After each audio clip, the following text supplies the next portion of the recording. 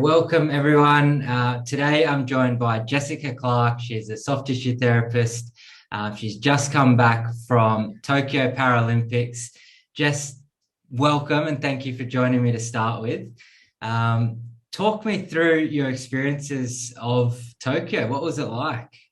Thanks for having me. It's lovely to have a chat on my very last day of quarantine. Yeah, it's been amazing to have a couple of weeks, obviously, to reflect on kind of the experiences that we had there. And I sort of journaled a few things down after you sort of asked me to have a bit of a chat, which was a really nice process to do, actually. And obviously, it was a pretty strange kind of lead in. We've had an extended lead in, another year than what we thought. And yeah, it was obviously a fair few challenges of border restrictions and people not being able to make the sort of pre-departure camps and all those crazy things that sort of happened before we even took off.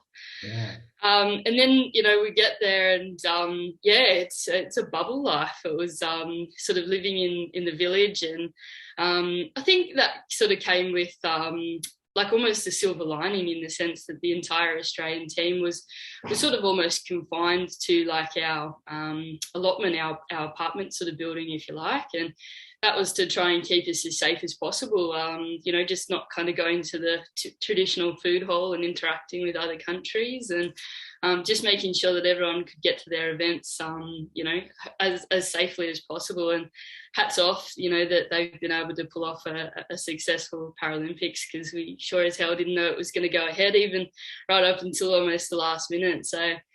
But yeah, in terms of experiences, like there was just so many. It was a huge, yeah, sort of highlight of my career.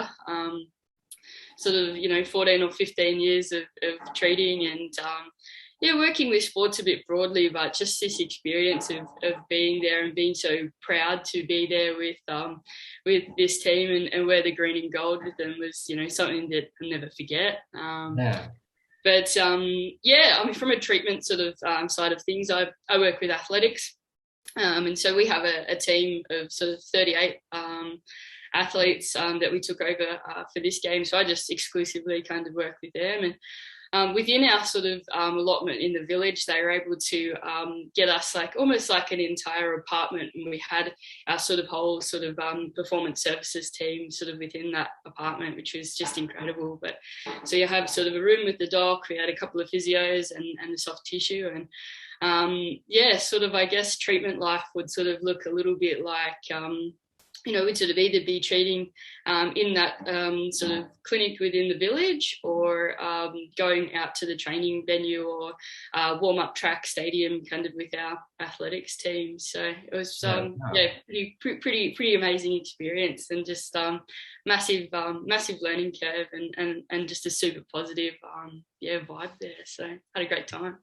So certainly some nervous times around the restrictions with COVID, and I'm sure it was a very different experience this time around working with elite sport. So walk us through what a day was like in Tokyo. A normal day, if there was a normal day. Yeah, absolutely. Yeah, so the day would start, I guess you get up, and the very first thing we would have to do every single day was a spit test. So COVID protocols, obviously, we had a little vial next to our bed. You wake up and you spit in this sort of thing. You had to pop it in a collection kind of container, and they just do that sort of to start with. So mask life, obviously, masks on sort of 24/7, and we had in the bottom of our sort of building a whole nutrition sort of station where we could get snacks and meals of the day. And so we get down there and sort of mingling with everyone, and then we'd sort of have a roster of our sort of service staff, and you might be spending time in treating in the clinic village, in the village in the clinic, or heading out maybe part of the day to go jump on the transport, and you go with a particular group of athletes. Maybe it was the throwers were heading off for a warm up, or we had sort of competition going, and you had sort of yeah, some support work to do out at the track. back, and then you sort of come back maybe for lunchtime or whatever. And again, we come back to that sort of village there, and then do something similar in the afternoon, and then sort of dinner in the evening. So we had some team areas there around the sort of outdoors part of the village where we could watch other sports if you were sort of on a bit of a break yourself, and you might be doing a little bit of recovery stuff in the evening. So pretty full days, but just great fun. So great times. And so there was such some amazing achievements among the Paralympic team. What was that like when the athletes were coming back after being presented with a medal? Yeah, it was pretty exciting. They'd come back and sort of like you could see it was almost like this parade, like up from the transport sort of mall back to our sort of allotment, and someone would start coming up, and even if I would be actually in our sort of clinic room treating, you'd hear this massive cheer sort of go up, and there'd be this roar, and you'd be like, oh, so and so's come back. You sort of stick your head out and see sort of what's going on, and just this, it didn't matter who it was really. Like once the sort of people started coming back from all different sports, everyone was just getting around him, and it was just a fantastic experience to be a part of. You just felt like this kind of wave of like pride of being there, and it's pretty high emotions. It was pretty awesome. That's excellent. And you mentioned that working with the Paralympic team at Tokyo is one of the highlights of your career, and having the influence on helping them perform at their best. What's that experience like from a therapist point of view?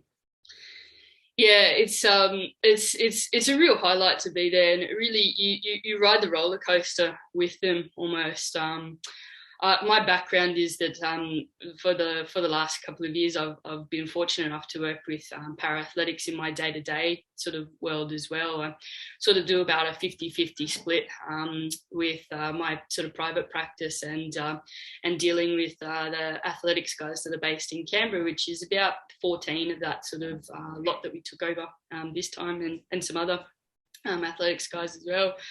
And so from a day-to-day point of view, the plan is in place. We're working through all these things for the last couple of years to get them to this point. And then when you're actually on the ground there, it's really, I guess from a treatment point of view, you're settling people in off travel, and then really working towards getting them to their peak for that competition day. And when they go well or when they don't go well or as well as expected, you sort of ride that emotion with them as well. So you're really in it. And I found actually from with this experience in particular, being able to treat people daily in this environment, which is quite different to what you might do at home, was a massive learning curve as well. And you can almost fine tune and really tweak your sort of treatment protocols and see what's worked and get that feedback immediately that you've treated them, they've gone and trained, or they've just come off the track and you've treated them and they've recovered, and how did that sort of go? And from that point of view, that was a really awesome experience from a clinical point of view. I really enjoyed that. Excellent. And working with AWDs or athletes with disability, they do have some very interesting bodies. And I think from a clinical point of view, where you really need to think and adapt your treatment a lot more according to the different categories that they'll perform in and the different abilities of that particular athlete. So I'm sure that keeps you on your toes and really thinking the whole time. It's something that makes me so excited, to go to work every day. Is you're just learning so much new things, just working with all these kind of different bodies and different sort of things that are going on. So it always kind of keeps you that sort of fire burning. You think about how can you do this, or how can you apply what you already know to this particular person, or we know that this kind of works really well for these types of things. So it's been just something that's made me so fascinated with bodies. Again, I'm always fascinated with bodies, but in this instance, you got so many different different bodies, and that is a really cool thing to work with. Absolutely. And I think I've known you for many years now as a clinician, and that's one of the outstanding attributes that you have is your passion and your enthusiasm. You've worked with elite sport for many years now. What would be some advice that you'd give to someone that's looking to get involved with elite sport, or working with the Athletics Australia or the Paralympic athletes? Yeah, absolutely. I think it's one of those things that you get questions from students and things about this in sports massage classes and those types of things all the time. And I always say to them, I think just if you're really interested in a particular thing, just go and get yourself out there. Go and start to get involved. And it's incredible what sort of opportunities come. It's never going to be a bad thing if you put yourself out there. And okay, there's not an opportunity at the moment, at least you're out there. Like, you're putting yourself kind of in the scope of people knowing who you are. And it's just one thing rolls on to the next. And so it's just one of those things where sometimes just those opportunities that pop up, if you're able to take them, do it. Unless you like legit can't, jump in there 2 feet and go and start knocking on doors. And I think that's probably, it never hurts. Absolutely. Offering a hand, and that could be, just helping out, working as a sports trainer, doing some massage here and there.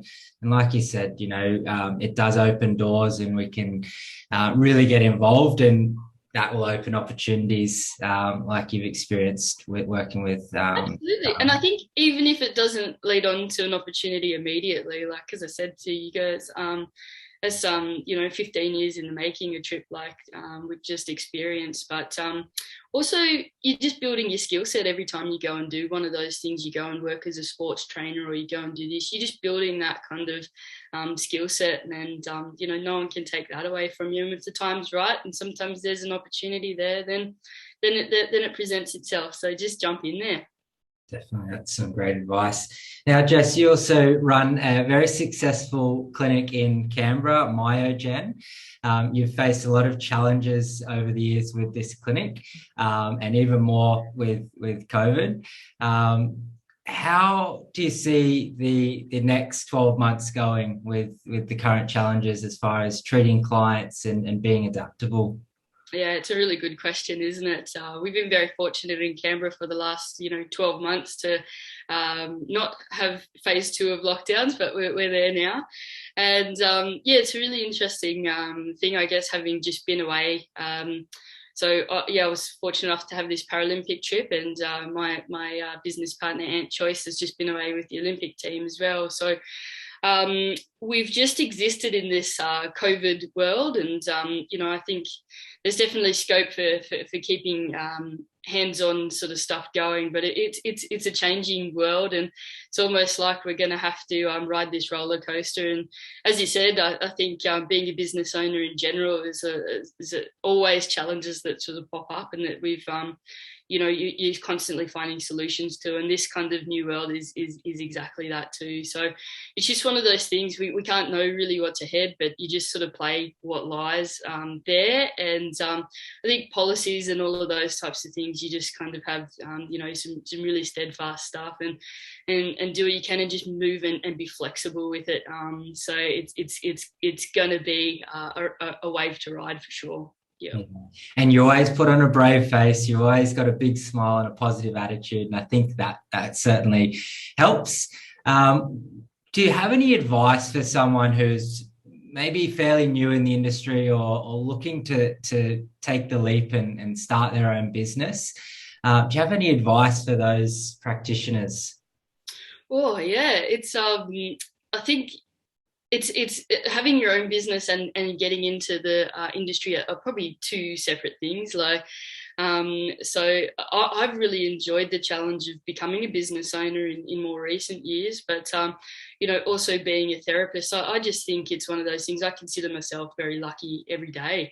It's something that you just, every day is different, and it's a continual kind of growth. You're always moving forward, but I think, advice about getting in the industry. I mean, it's just such an industry that just, it enriches your life as well. I really love the fact that you never stop learning in this game. It's one of those things where you just the lens of experience kind of just helps to I don't know, just make you more and more passionate about the work that you do. And I consider myself very lucky that I feel like work is never a hard place to be. I love being there, and so if that's something that sort of resonates with you, then jump into it. And then, you know, running a business is that's a whole nother skill set, and yeah, I think you know, get a good team around you, set yourself up with a team that helps you with all the bits that maybe you're still learning to do,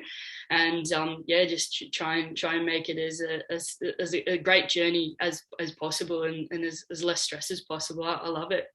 That's a great point, is surrounding yourself with other practitioners that lift everyone up. You don't have to be the best at everything, do you? You know, I think at Myogen, you've got such a fantastic team that everyone excels in different areas, which I think makes it such a great clinic. Yeah, thanks, mate. No, we really love that, and we just love coming into work and sharing new things with each other. And we're so nerdy about it. We'll shoot each other little things we've found here, and shoot each other things we found there. And yeah, I mean, that's what I love about it, is that we've got a lovely little crew there, and yeah, it's a happy little space. So we enjoy it, mate. Yeah. That's fantastic. Jess, thank you so much for your time. I'm sure we all got a lot out of that. What a fantastic experience that you've had in Tokyo with the Paralympics. Fantastic clinic in Canberra. You're doing the industry proud. Thank you so much for your time. Thanks so much for having me. It was just a really great opportunity to reflect on, yeah, just such a positive experience. So thanks so much for having me. That's awesome. Cheers, Jess.